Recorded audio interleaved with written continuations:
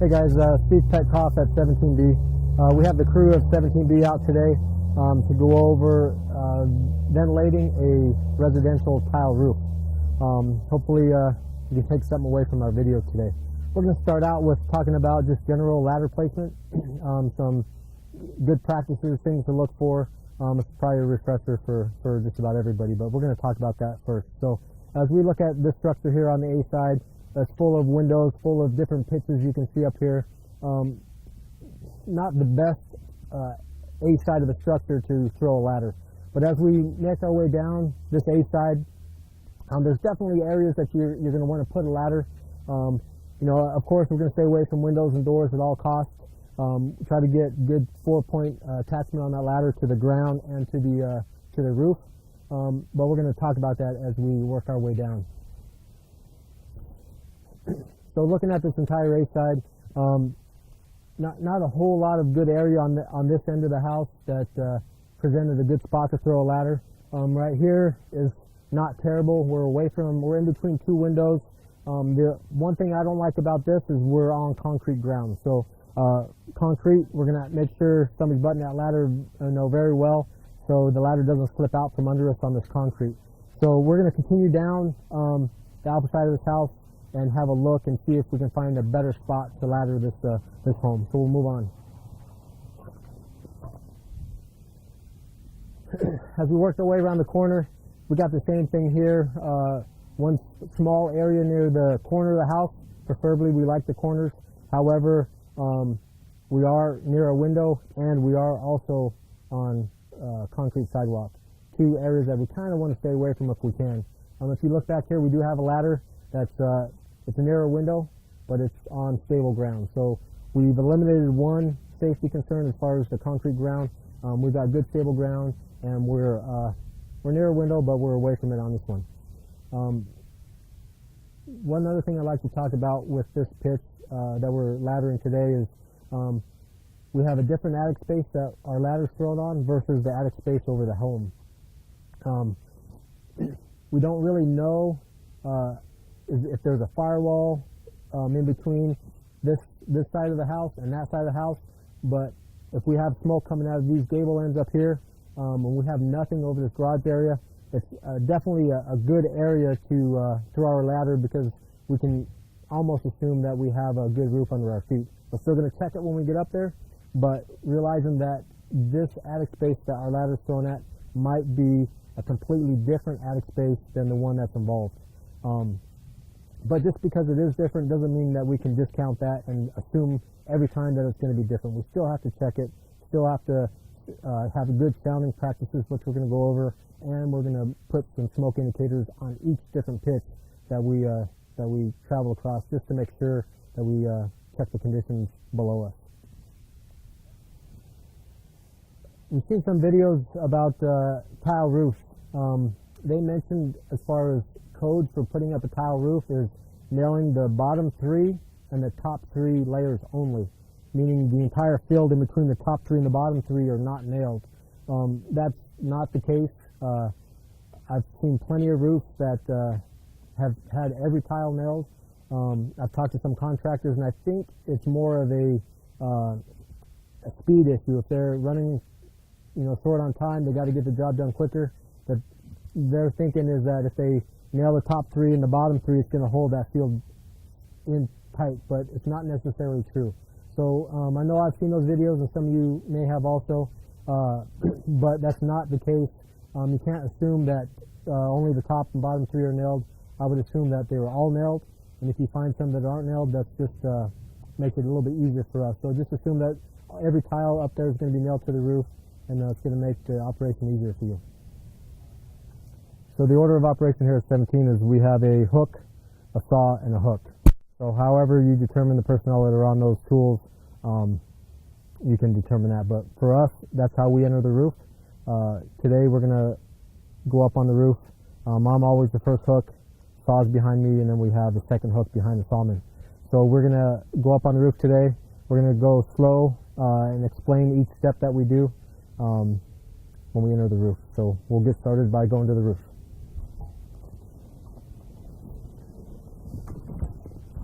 That got it.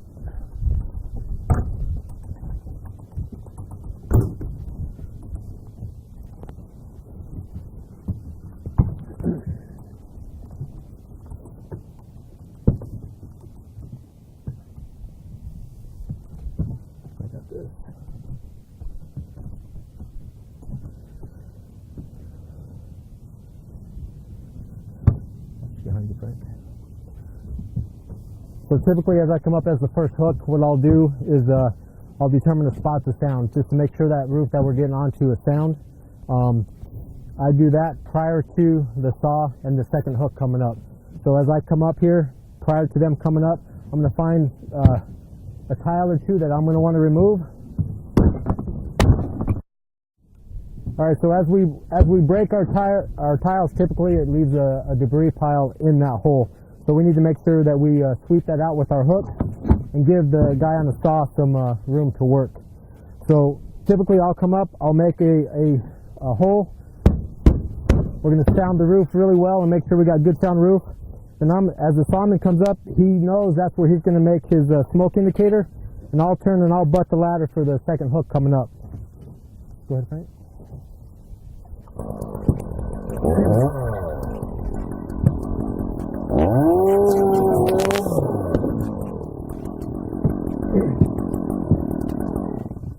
You notice one thing, when Frank made his kerf cut, he went ahead and buried that bar all the way down.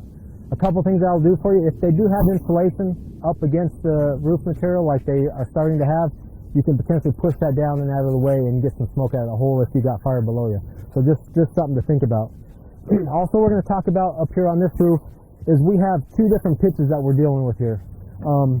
Just because we have smoke coming out of a gable on the Alpha Bravo corner or Bravo Charlie corner doesn't mean we don't have smoke in this area or fire in this area of the home.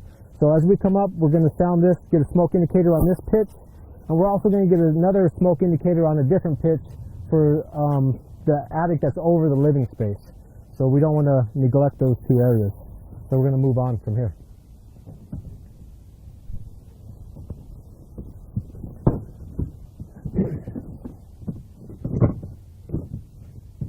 So as we walk over to this pitch that's over the living space, we know we got good solid roof down here below us. Before we get onto this new roof, this new pitch, we're going to go ahead and open a spot to sound and get a good smoke indicator on this pitch here.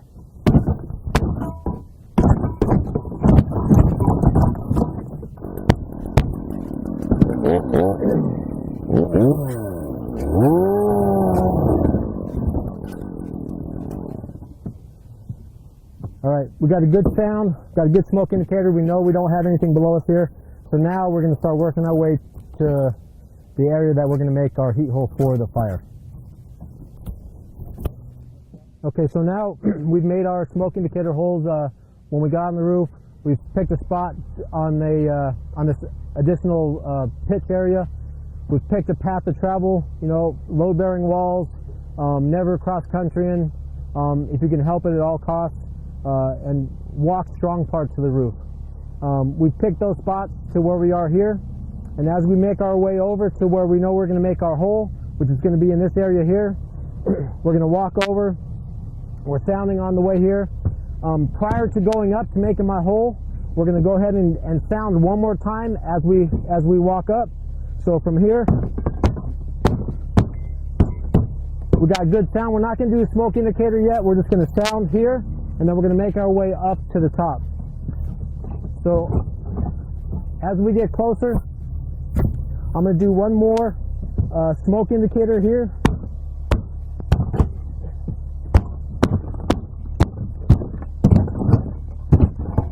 While the sawman make a dip right here.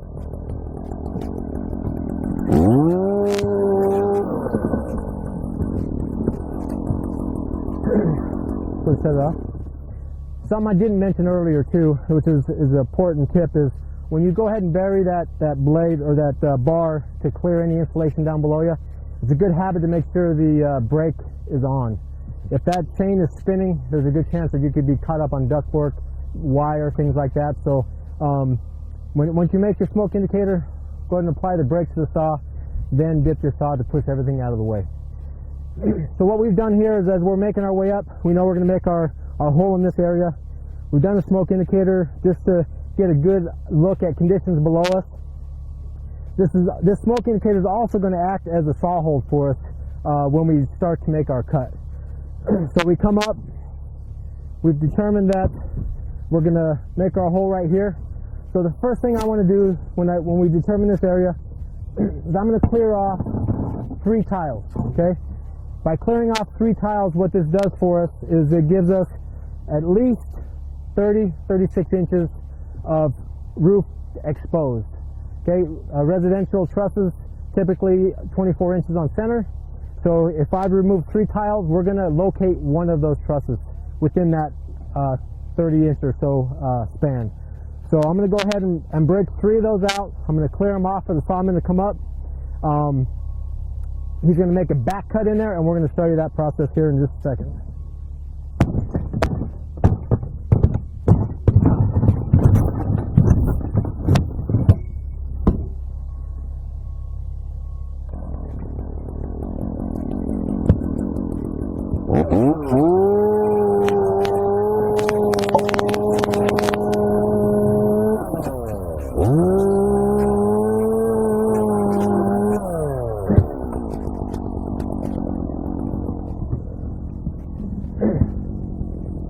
Yeah. So here's a smoke indicator that says it's going to act as a saw hold. We make that up somewhat closer so we know we got good sound roof below us and it's going to hold our saw. So what we did here is we cleared, like I said, the 3 tiles give us enough space to find at least one of those trusses that are 24 inch on center. Frank put his saw in, made a back cut until he found that first truss. He marked it, and then he stepped out, put the saw down. So what happens now is we come up, our trash hooks are 6 foot long, okay? So with a 6 foot long trash hook, I can set it in his kerf, and I know that from the hook to the handle, I'm gonna have a double louver, okay? We got 6 feet. So from here, what we're gonna do, the firemen have recognized that they're gonna start removing tile from the spot at the hook, and I'm gonna start removing some tile from here. And then you can either do one of 2 things. You can either stack the tile or you can throw them off the roof. In some cases, it's a lot easier just to sling them down, throw them off the roof, but we have to make sure everybody on the fire ground is aware that tiles are coming off on that side of the structure. We have to make sure that that happens.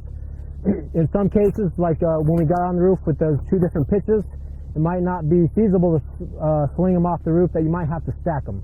So just keep that in mind. Depending on the roof construction, you might opt to stack them or you might opt to throw them off the roof. But if we do, we need to make sure everybody's aware of it. So now we've got our gauge, we've got our 6 foot gauge. Now we're going to start removing tile. Everybody just jumps in. Huh? Just straight down. Tile's coming off.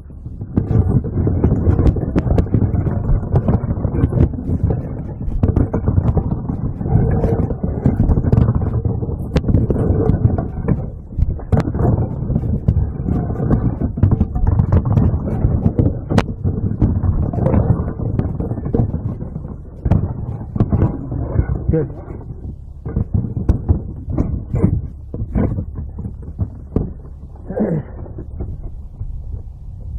So we'll typically go 4 tiles down, okay? That will give us approximately close to 4 feet, you know, a good just over 3 feet down. So with a double louver, that gives us a decent sized vent hole.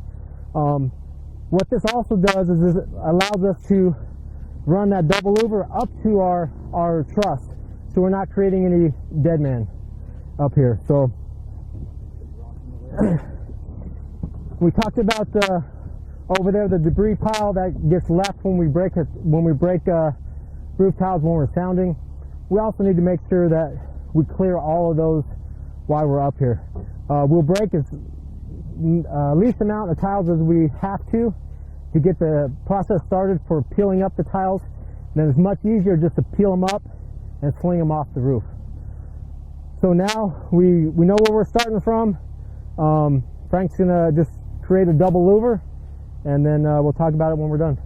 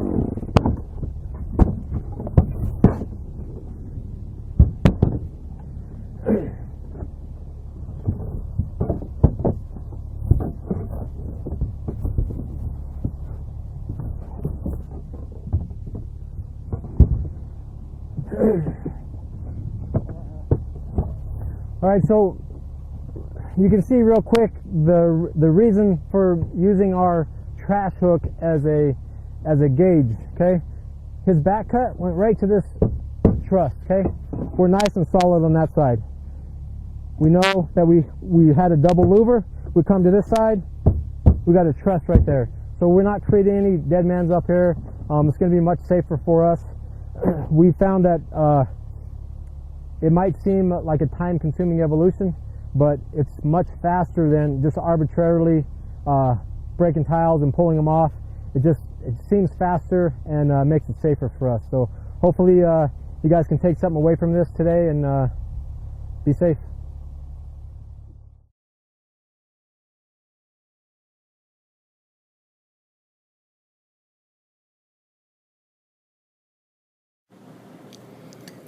During this real-time video, we're going to go over and explain a few things that weren't gone over very well during the prior video. And for the sake of the video, we've laddered just about as far away from our vent hole location that we can get, just so we can simulate kind of worst case laddering as far as being far away from our vent hole location. One of the things that we showed in the video, and you're going to see it here, is when we use our kerf cut for a saw hole up near our vent hole. This is strictly an option. It's not something that we do every time. We demonstrate it as an option, but it might look like something that we do for every operation, which is not the case. Sometimes the saw will get passed over to whoever's not stripping tiles off the roof. And with that being said, in this video and even the one you're watching right now, the captain also strips tile. Again, that's not something that we do every time, but it's an option. In this right now, you see we're making a smoke indicator up higher on the roof pitch, where we sound down low where we're walking, and then if we're going to make a smoke indicator, we do it a little bit higher. That way, if there is some trapped smoke or fire conditions that would be up closer to the peak, we have just a little bit better chance on seeing it, versus making that smoke indicator near our walking path. Also like to talk about when we make our back cut during our hole, for our vent hole. In the demonstration video and in this real-time video, the back cut worked out perfectly where it was right up against, just about against the tiles that we had stripped. Sometimes that's not the case. You might run a back cut up to the tile and not feel that truss. If that's the case, then you just run your cut forwards until you run into that truss, and now you start stripping tile from that truss. But your back cut may not encounter that truss. You might have to cut forward. Earlier we also talked about making the double louver the length of our trash hook, or the trash hook is a good gauge to make a double louver. And maybe I need to explain that a little bit better as far as when we make our cuts. So right now the trash hook is in that cut that's right against that truss. The handle was against another truss on the other end, and what that does for us is it takes some thinking out of it as far as when we make our down cuts. So you'll see when he gets on the saw, he'll make his head cut. Once his head cut is complete, he'll start his first down cut, which would have been at the handle of that trash hook. and then all he has to do is split the difference from his down cut to where he made that initial kerf where that first truss was. So he's making his head cut now. His cut comes down. Now he doesn't have to think about where the trusses are. He just comes up, splits it right in the middle, and then goes back to his last final down cut is where his initial kerf was, where that truss mark was, and then finishes up with his bottom cut. I know myself when I would have to cut a vent hole, I would always have to think about where I was making that down cut in between the trusses. I believe that using that trash hook as a gauge and doing a double louver takes all the thinking out of it as far as where you're going to make your down cut. If it's a 6-foot down cut on each end, your center dice cut or your center down cut will be right in the middle of those two. So it simplifies it a little bit, makes it a little bit easier for you. And as you see, we have a ladder placed for us to exit the roof. That's another thing that we have done here is that our engineer, if he's not needed on the roof with us, he'll be throwing a secondary ladder for us to exit the roof. So that's what we're doing here. You can see the ladder's already been placed, and we'll exit the roof off of the ladder that he threw for us. So thanks again for watching, guys. Hopefully everybody can take something from this video, and thanks for watching, and be safe.